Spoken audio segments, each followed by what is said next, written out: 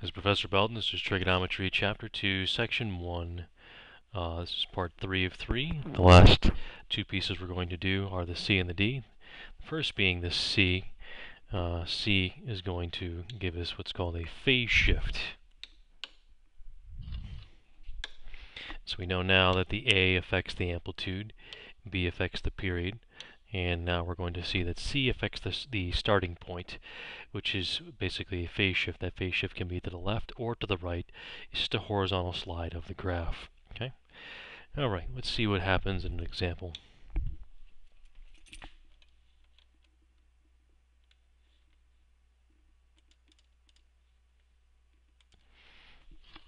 So the standard sine graph has a period of 2 pi and an amplitude of 1. So let's graph what we can on the graph that's given.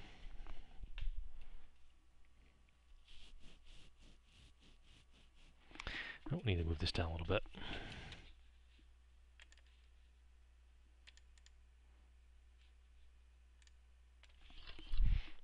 Alright, 2 pi and 1. Okay. So sine starts at 0 and ends at 0. This graph doesn't go to 2 pi though. We're just going to do pi. Halfway in between is pi over 2, which is 1. Halfway in between that is negative 1. So there is 3/4 of a cycle. If we finish off the whole thing, it would of course go to 2 pi, but we don't need to go to do that other piece over there. Okay, so let's figure out the period and amplitude of the one we have here. So the period's still 1. Okay, so there's a 1 there. I'm sorry, amplitude's 1. The period formula, period, is 2 pi over b. It's 2 pi over 2, because 2 is the b. So my period is actually only going to be pi. But we're going to have a phase shift. So the phase shift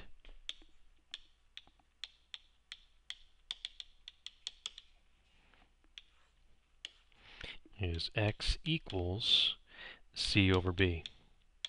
Well, c in this case is 2 pi over 3, and the b is 2. So we're using these two numbers now. So if I times it by 1/2 and 1/2, cancel, cancel, cancel, cancel, I get a pi over 3 is the phase shift. Okay, so this tells me that this function actually starts at pi over 3. Okay, so pi over 3 is where it starts. And it's 1 pi long is the period, so it goes on for 1 pi.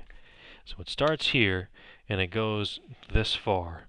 So that means I have pi over 3 plus pi later. So that's pi over 3 plus 3/3 pi. Gives me 4 pi over 3 is where it ends. So 4 pi over 3 is right here. So from the first point to the second point, that distance is pi, which is 1 period. Okay, so halfway in between there. So we can just add them up and divide by 2 each time if we want to. So 4 pi over 3 is where it ends. And it started at pi over 3.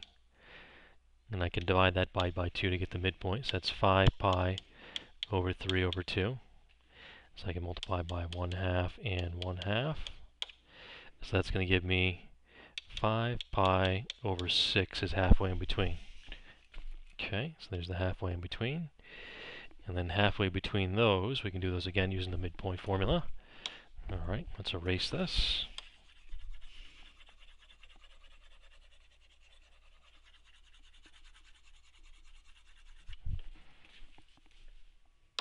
Okay, so this started at pi over 3. And it ended at 5 pi over 6. So if we make halfway in between, so denominators would be 2 pi over 6 plus 5 pi over 6 gives me 7 pi over 6. So halfway in between will be 7 pi over 12. So that'll be our 1. We'll do the same thing for the other side.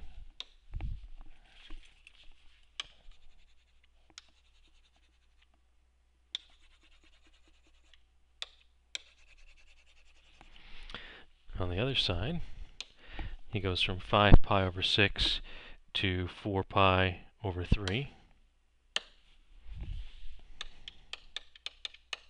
So we make common denominators. That's going to be 8 pi over 6, multiple of 2. So that gives me 13 pi over 6, which will give me 13 pi over 12 for the halfway point. And that'll give us our one cycle of sine that has a modified period and a phase shift, but still the standard 1 amplitude. Okay, pause the video and try the student problem.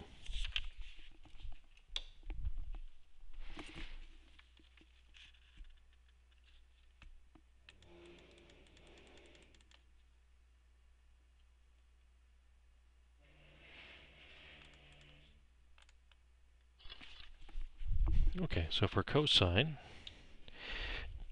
we still have a period of 2 pi and an amplitude of 1, so we can do a one cycle here. So cosine starts at 1, ends at 1, halfway between it's at -1, halfway between that it's at 0 and 0. Oops, I missed that point pretty badly. We can fix that. Okay, so that's your one cycle of cosine. So now we have one that's 4x plus pi. So first we'll do the period. The period formula is 2 pi over b. And in this case, the b value is 4. So my period is pi over 2. But I still have a typical amplitude of 1 because just a 1 in the front. But we do have a phase shift here also. So phase shift,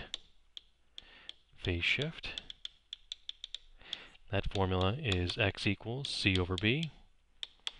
Well, c in this case is a negative pi.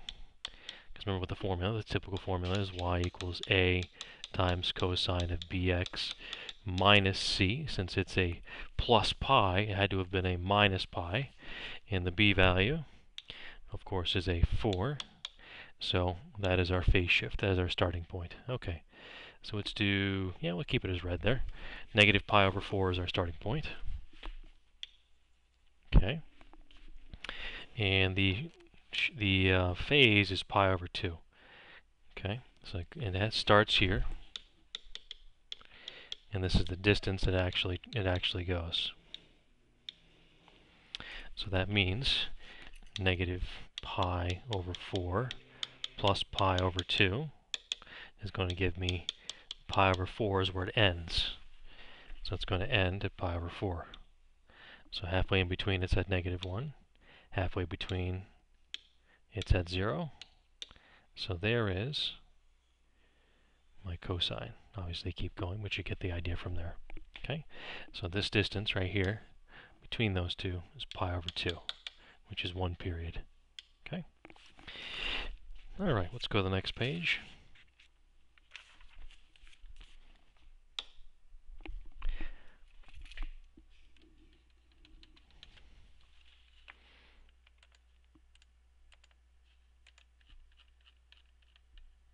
So the last thing we're going to introduce is the d, which changes the maximum minimum value.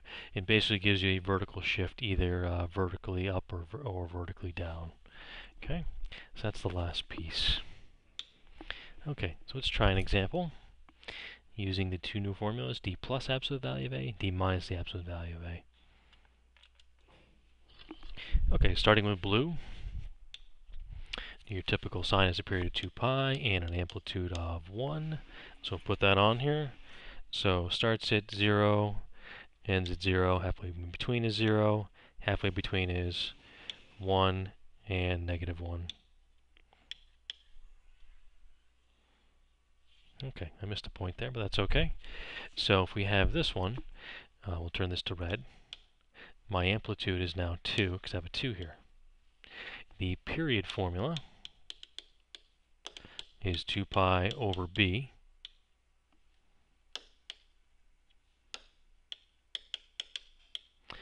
but b in this case is at 1, so I just get 2 pi. So if you rewrote this formula, it'd be 2 times sine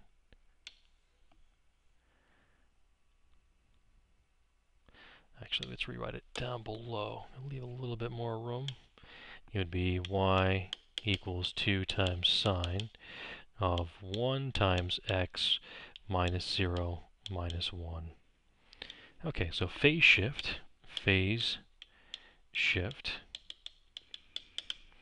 x equals negative c over b. I'm sorry, just c over b. Where c in this case is 0 and the b is 1, so you have no phase shift. So we didn't need a phase shift, and it's basically just a standard period. Okay, however, we do have a d value. This is our d value here, right? This is our d value. So if we calculate that, d plus the absolute value of a, and d minus the absolute value of a, where d is negative 1,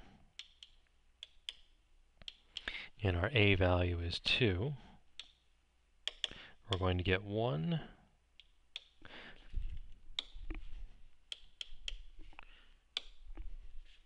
and negative 3 is our new top and bottom. Okay, so I'll make some dotted lines on here to help out. So 1 and negative 3.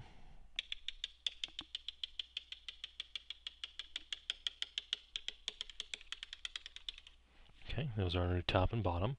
So if you add those up, 1 plus negative 3 divided by 2, that gives you a negative 2 over 2, which is a negative 1, which would be our new center. Okay. So we have period of 2 pi, amplitude of 2, so we can do our starts at 0, ends at 0, halfway between it's 0, halfway between there it's at negative 1, halfway between there it's at negative 3, and we got our new sine graph. You don't need to do the dotted lines if you don't want to, of course, but they help as far as putting it in there once you've figured out your top and the bottom. It really helps to put those in there. Okay, pause the video and try the student problem.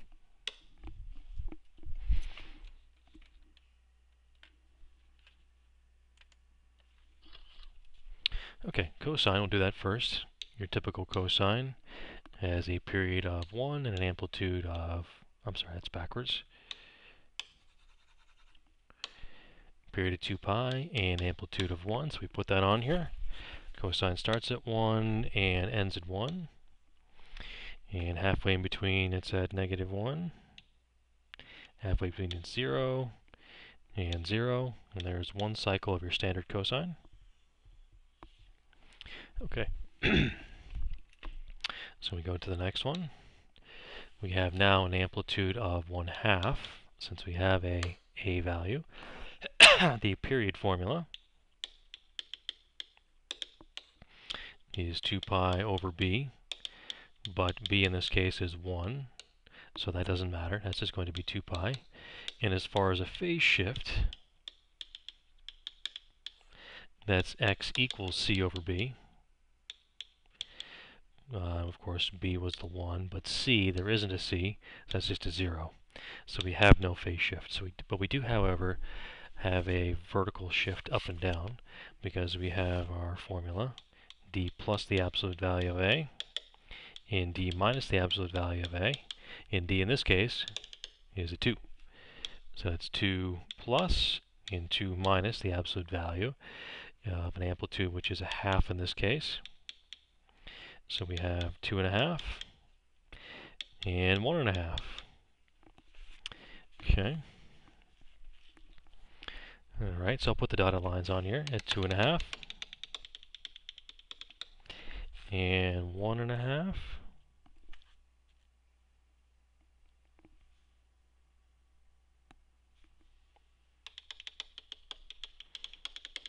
So halfway, of course, in between is 2. And we can put our cosine in there. We should fit between 0 and 2 pi. So it starts at the top, ends at the top. Halfway in between, it's at the bottom. Halfway in between, it crosses. So then we get our one cycle of the modified cosine. Okay, that is the end of part 3.